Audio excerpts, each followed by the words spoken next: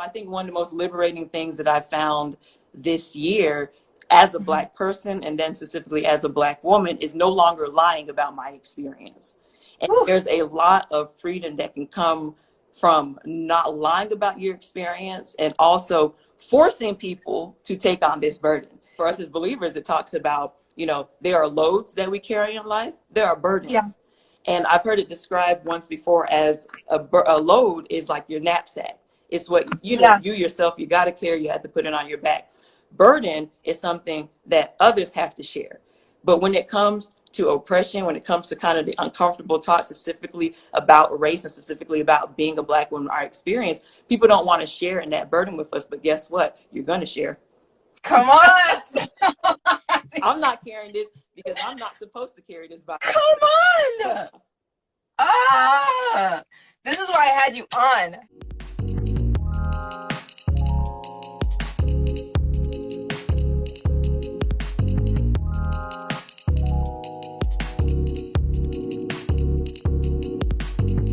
Hey, before we get into this episode, I just want to say thank you so much for listening. If you find any of my content to be encouraging or uplifting, it would mean the world to me if you take a moment and write a review for this podcast wherever you're listening. Not only will it rank better in its category, but it will also help others like you find it. Thank you so much, and let's get back to the show. All right, guys. Well, welcome to another episode of Millennials in Ministry. I'm your host, Erin V. Lashley, and today I am privileged to be interviewing Ubani Ukuku. She is an attorney. She is a community advocacy consultant and coach. She's a business owner. She's well known and beloved in the city of Phoenix, and I'm so privileged to have you on the show. Thank you so much for joining us, Ubani. Well, thank you for having me. Of course, of course. So for those who don't know you, why don't you tell us a little bit more about your background and how you grew up? Okay, so like Erin said, my name is Ubani Ukuku. I have lived in the Phoenix area for 8 years. I was originally born and raised in Atlanta, Georgia, spent most of my life there, and then I moved to Houston for law school. Also, if you're wondering where my name comes from, I'm first generation Nigerian American. So my parents immigrated from Nigeria to the United States in the 70s and have been here ever since, and then gave birth to myself as well as my 4 sisters in somewhere in the kind of like southeastern region of the United States. So I moved out to Phoenix, like I said, 8 years ago to practice law. And there's a lot of my story, which I'm sure we'll dive more into in between. In between me coming from Atlanta to Phoenix. Yeah, I love that. And I would love to know too, just how faith has played a role in your journey and your life and bringing you up into this point. So what's your faith journey been like? Yes. So I came to the faith at an early age. I accepted Christ when I was 7. And I love telling people this story because I feel like it really captures the personal nature of salvation and of faith, where I grew up in a church that had great sound doctrinal teaching, awesome kids ministry people, where they were able to lay out the gospel in a way that was really understandable for me at a young age, and that made me understand who Christ was. So I remember laying in my bed at night one night, and my mom was in her bathroom that she and my dad shared. And she asked me, I asked her, excuse me. I said, am I saved because you and daddy are saved? And she said, no, because my parents are very honest people. And it was that honesty that really honestly saved, my spiritual life. And because I'd already known about Christ, who he was, what he came to do, I just rolled over in my bed at 7 years old and wow. I accepted Christ. I asked him to come into my life to forgive me of my sins, and have been journeying with him ever since. I love that. And how have you seen just like your passion for the Lord and your faith journey bleed over into your passion for justice up until this point, and that leading to you becoming an attorney? Like, what does that look like for you? I think it's really interesting how we talk about how the Lord equips us for whatever it is that we're going to do in the future. But I think sometimes we miss the small equippings, and the small equippings are the equippings that deal with our upbringing, our life, what we've been exposed to. I remember once having a supervisor who told me that we have to think about and ask ourselves, why has Christ decided to keep me here on earth up into this point in time? Because after we got saved, he could have easily just, taken us up in chariots of fire up to heaven. Yeah. But he said that there's a specific reason why we are still here on this earth. And so the interesting thing is that when he said that to me, it got my mind thinking about something else. And I mentioned earlier that I'm first generation Nigerian American, and it got me thinking of like, oh, wait, so there's a reason. So like if God is that intentional and has a purpose for us, for keeping us here on earth, that means everything else that he does in our life is intentional. And I know it might seem like a huge jump. That's kind of how my mind works. It's just like all these little synapse gaps, they just start firing away and making these connections. And so it made me start to think about what did God equip me with in my own personal life? What experience have I had? And then specifically dealing with being Nigerian American, around that time, I was really dwelling on what does God have for me in that area. If he intentionally made my parents, born and raised in Nigeria, come to the States and then have myself and my sisters. And I began to really see and understand that I was a bridge, and that I was at this juncture at that time in my life where I began to understand that I was equipped through these cultures that I was both a part of to be able to act as a bridge for people from in America to Nigeria and vice versa, but also in a more expansive way. And so that really goes into this whole concept of justice and understanding, okay, I had this special equipping with being Nigerian American, but what other areas in my life has the Lord given me certain passions or given me backgrounds and experiences to be able to act as a bridge between two different communities?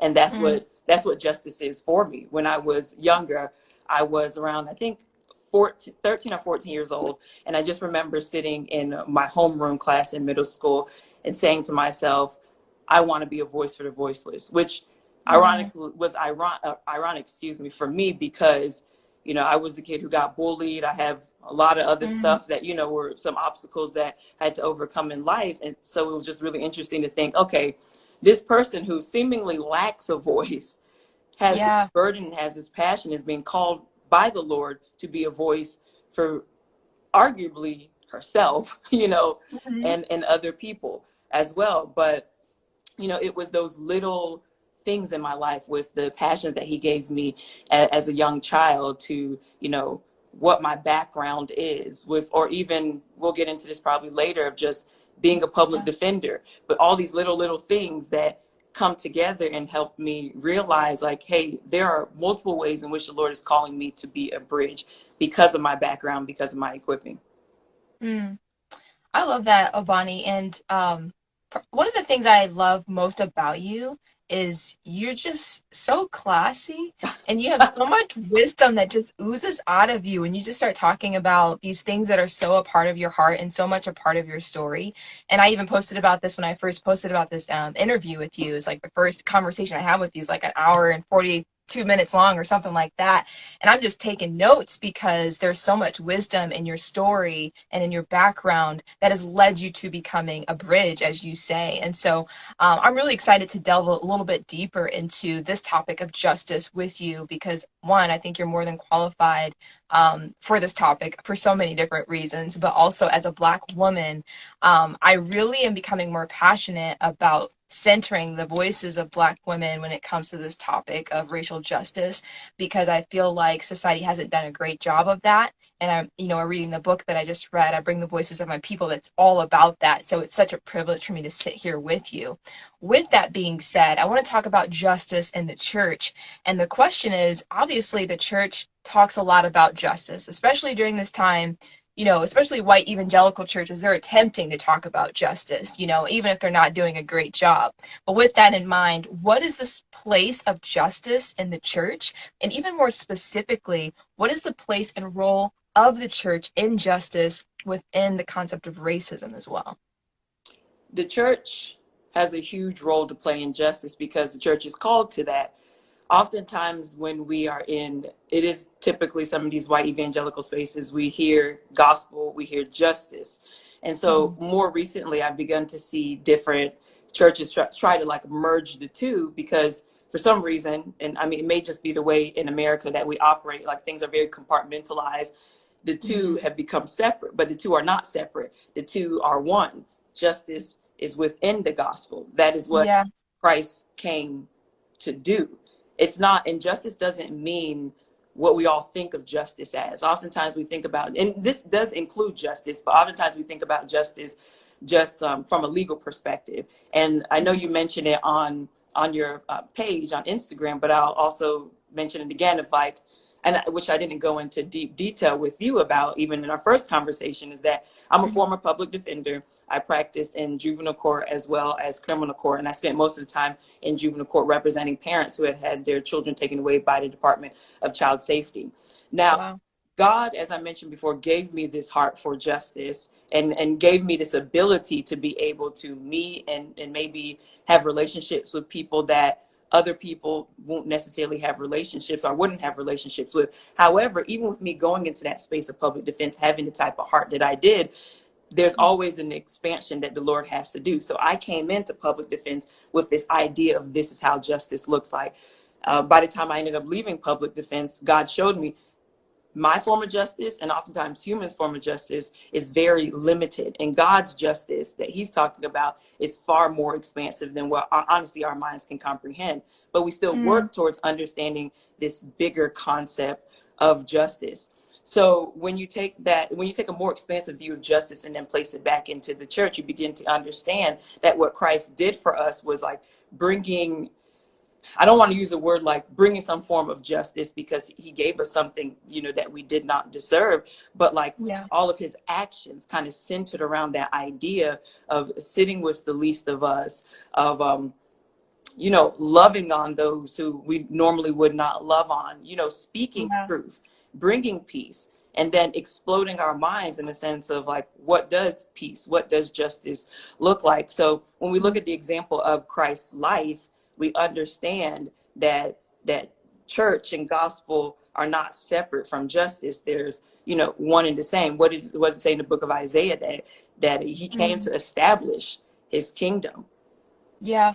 Peace, righteousness, justice. These things are all included. So then what does that mean for the church? Well, that means that the church has a specific role and duty to not just take part in things that deal with justice and specifically racial justice, but we should be leading the forefront. Because oftentimes in church, we talk about, the church needs to lead the charge. The church needs to lead the charge. Well, what does that mean? And are we actually leading the charge? Right. And what do you think about, because you'd actually sent me a post about this, which totally changed the way that I was talking about racial reconciliation or justice in general in my own journey of learning, which I so appreciate. But you're talking about how let us not talk about racial reconciliation or justice without also talking about white supremacy. And can you talk about how those two things coincide and the importance of realizing that you can't have justice without acknowledging what white supremacy is, and that it can be difficult, especially in church settings, because most church settings are somehow rooted in white evangelicalism in today's Western world. But just want to get your thoughts on that, and if you could speak into that a little bit.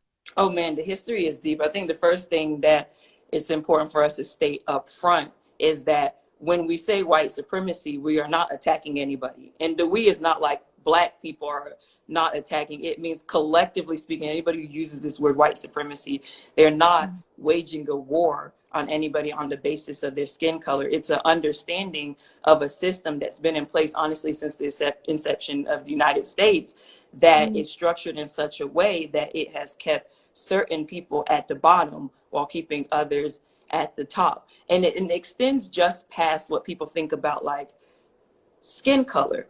As I mentioned before, like it's this system, it's a mind frame. It's what do we believe as normal? What do we believe as standard? And then subjecting everybody else who could be of different cultures or different backgrounds to what this standard is, or even subjecting people who are of the majority to this standard and to this understanding of what we consider normal now.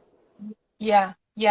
And you also introduced this concept to me too about it is very possible for people of color to be upholding the pillars of white supremacy too. And talk about that a little bit and your thoughts there, because I thought that was quite fascinating and so true, but never really was introduced to the thought until we started conversing about it. So speak on that for me. Absolutely. So you have two kind of parallel things. There's white supremacy, and then there's this concept that people call whiteness. I don't want to get too deep into all of those. And definitely, I always tell people Google is your friend. So you can go research these things. But it goes back to what I was saying about the system of white supremacy and it being defined as the norm or the standard. So there are certain things that are considered the norm in America that actually deal with that system and may deal only with one specific cultural group.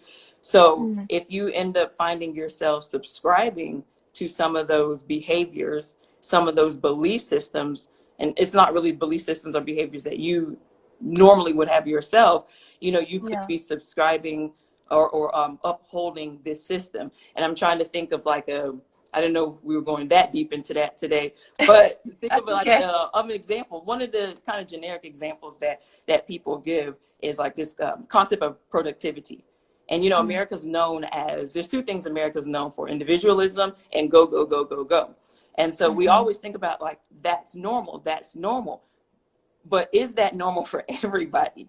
Or is that normal for the system that we have in place that sometimes may take characteristics more from one particular cultural group, specifically like individualism? As I mentioned, my family is originally from Nigeria. Nigeria is not an individualistic society. You think about the community, you think about the family, you think about the whole. And it's not to say that these things are not thought about in America, but where we did make our decisions and how we move and how we function, how we operate in life are very different. Because on one end of the spectrum, you have maybe one culture that's doing things more from what's best for me, and then what's best for, these other people, versus other cultures that are like, we think about the whole first, and then I come in there at some point in time. And so I'm not saying one is better than the other or the other is worse than one, but that's just an example of, like, for me, if I start to subscribe to this system of, or this concept of like, I need to think about myself first, it's all about me, I'm not thinking about the community. In a sense, I'm really taking off one part of me and building into and following after this other system that, like I said, not always in certain situations, not always good or always bad, but that's just one example of how, we have things that are considered the norm. Let me not say normal, the norm, but it's actually not the norm for everybody. Hey there, just taking a quick break to let you know that I've recently started a podcast Patreon, which means for as low as $5 a month, you can learn with me. We will be reading books together about justice, equality, culture, and have conversations virtually with the authors of these books. So you can expect bonus content, exclusive interviews, and learn with me alongside a like-minded community. Just visit erinvlashley.com to join, or click the link in my bio on any of my social media platforms. Now, let's get back to the show. Yeah, that's really good, Ubani. And my sister and I were just talking about individualism a little bit not too long ago. And one thing that's really interesting, like when you think about building beloved community, or building a reimagining what community would look like if white supremacy wasn't the norm, what it looks like is, if we're going to dismantle white supremacy, we have to start thinking about others and not thinking about ourselves and doing things that benefit just ourselves. And sometimes that means that I'm going to choose something that benefits you because I don't want to choose something that's harmful to you, even though I might be at a loss. And I think that in white evangelical spaces, that's a concept that we don't talk about enough of, is that it's almost foreign to, when it comes to voting, to think about voting in a way that is best for the most marginalized instead of what benefits you as an individual. And then leading into it, from that question, going into the next question I have for you, is when it comes to voting, I want to ask, how would you encourage others to reimagine the way that they approach voting?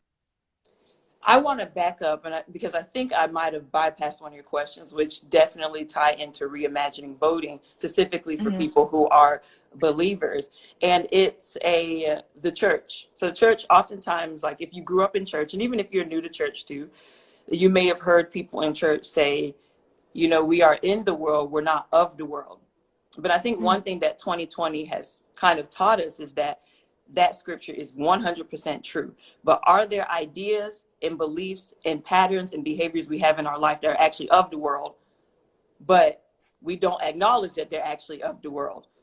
Wow. And I definitely think we see that within the church, is that, we have, we so adamantly want to not be of the world that we can't even acknowledge some of the ideology that exists in the church is actually of the world.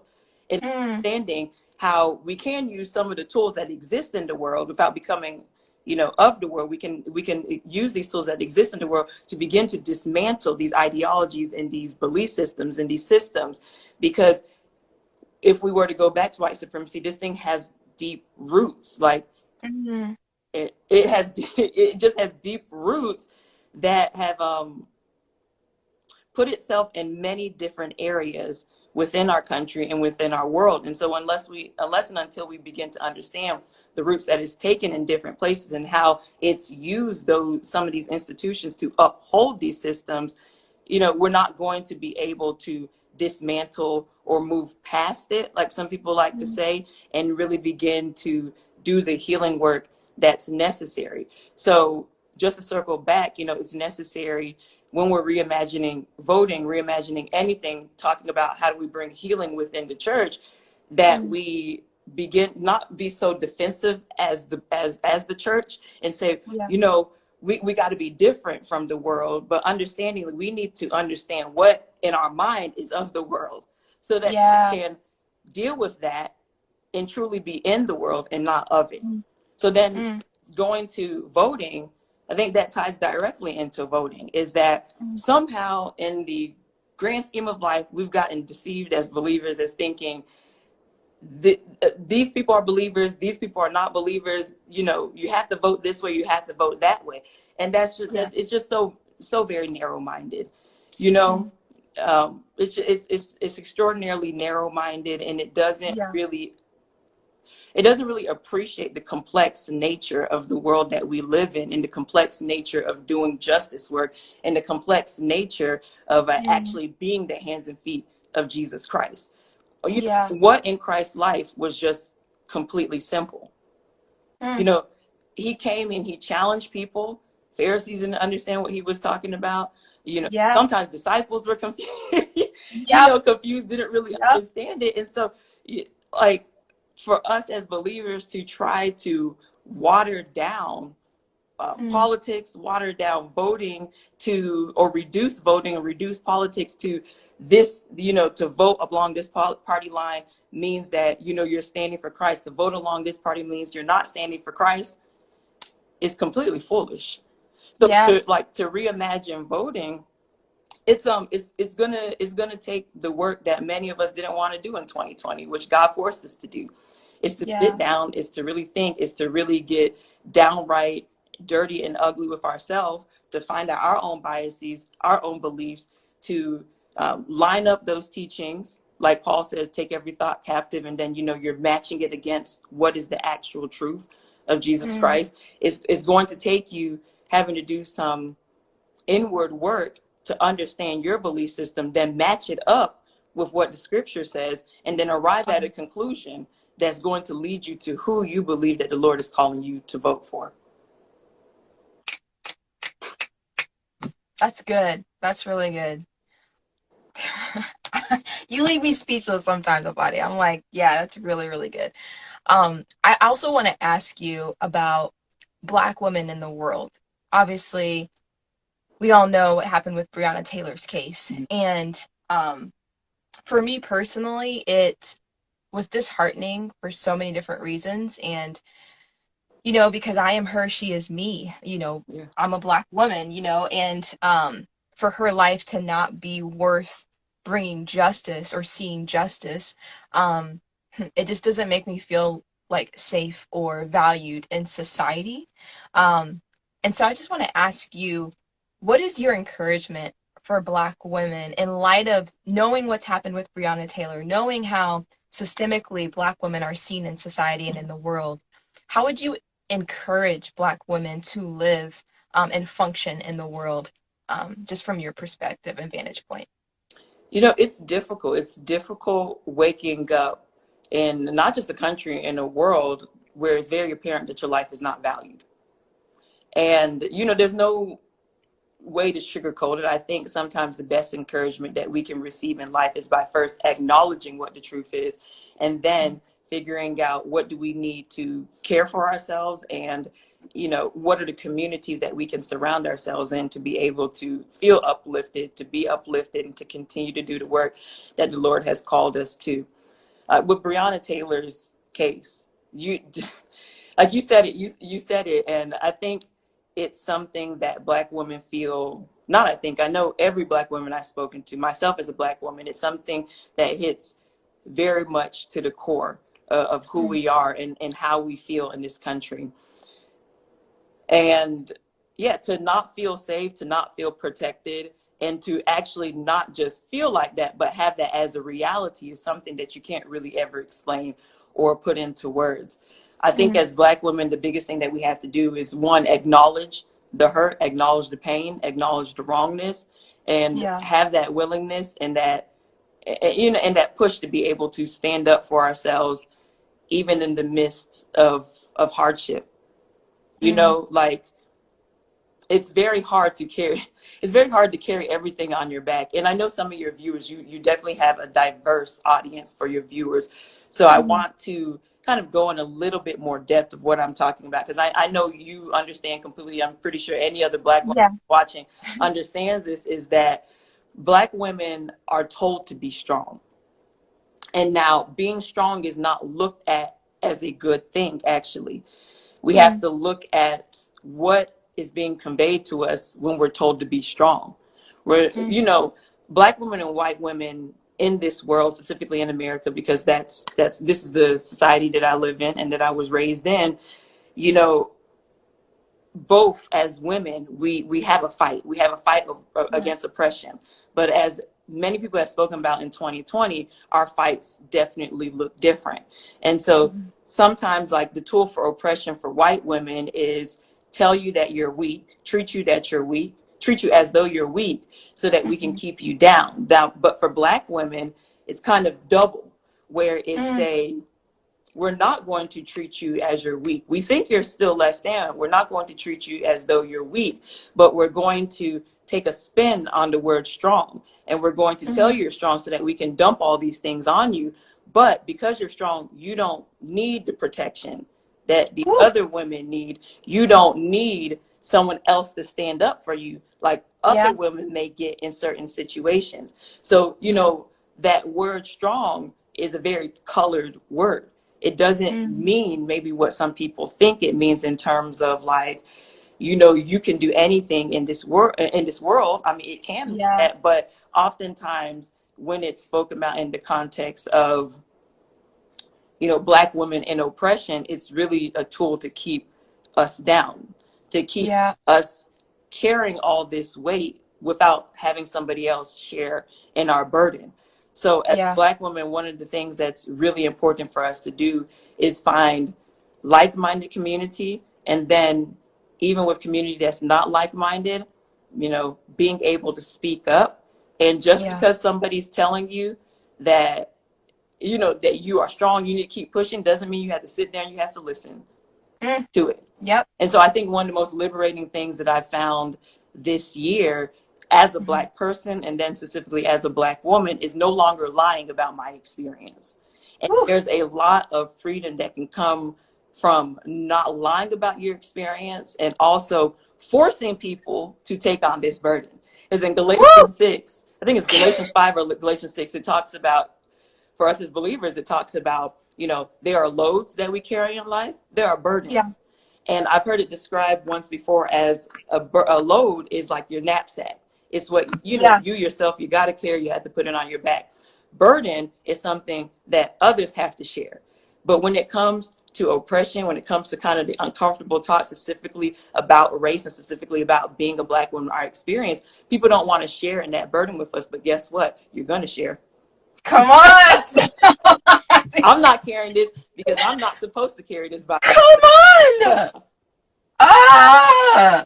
This is why I had you on. Yes, Ubani. Yes. I'm sorry, I didn't mean to cut you off. If you had more to say, go for it. I just had to cheer you right there. You know, no, and that's pretty much it. And tie Yeah. it back into kind of the greater fight that we have as women of taking up space.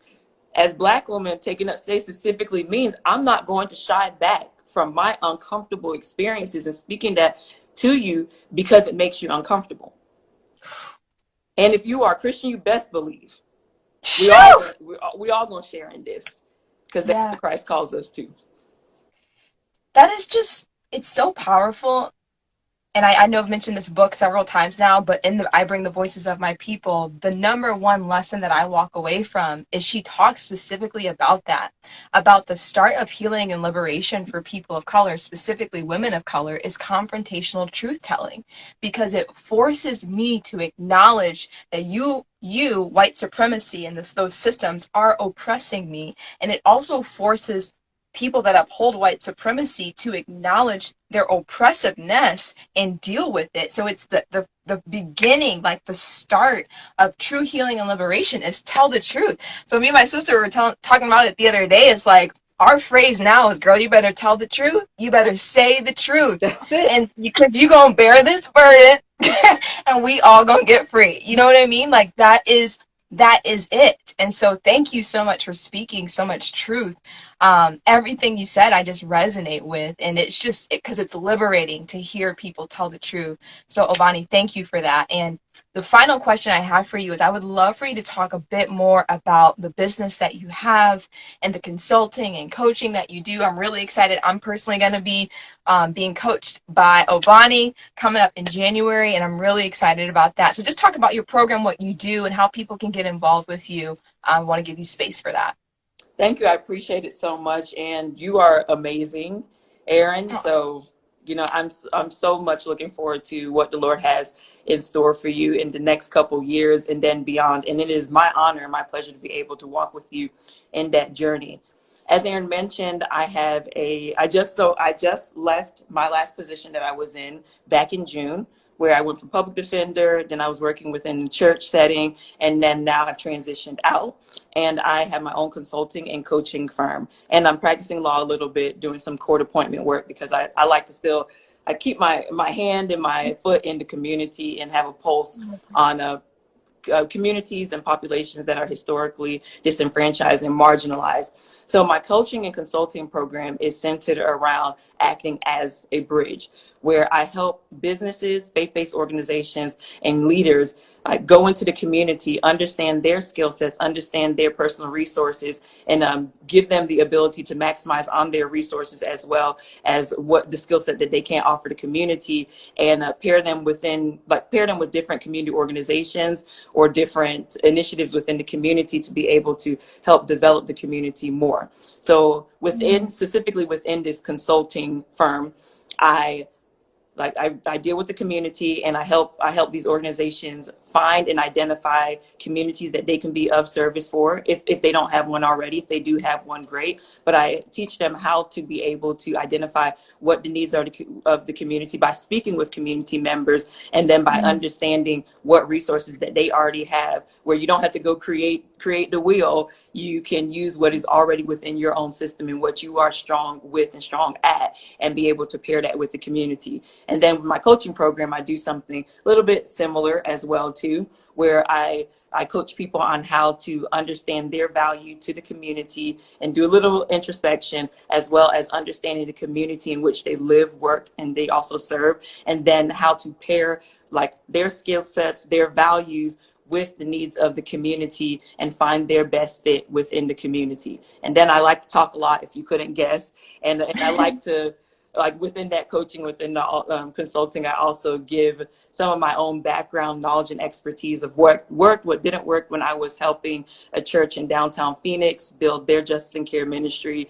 And then also, what I learned as a public defender for 6 years within the greater Phoenix area. And I don't work with just people in Phoenix. I work nationwide. I've been in contact with some churches, working with other organizations, working with nonprofits in other states, just giving them the resources and the skill sets to be able to do the work of empowering the community that we're all placed in. That's awesome. That's so awesome. So if people want to take the next step with you, and if they want to get in touch with you or in contact you, what's the best way for them to say, hey, Ubani, I want to work with you? So you can reach me on this Instagram handle that I know Erin will tag, because my name, it is foreign. So if I But it's gave it to, beautiful. thank you. I love my name. I love where I come Yeah, from. I love my I love background. it too. I do understand that people mix up letters in my name for some odd reason, time and time again. So the easiest way to find me is with my Instagram handle that Erin will tag in this IG live. It's at Ubani_Agendu. And then you can just DM me and I can send you the rest of my contact information. I love it.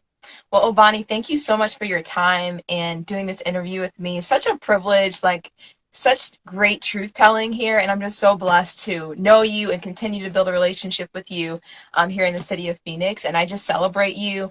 I champion you. I'm for you. I'm going to market you. Like I believe in you and what you're doing. And so just thank you so much. And I'll definitely be talking with you again soon. Thank you so much, Erin. You take care.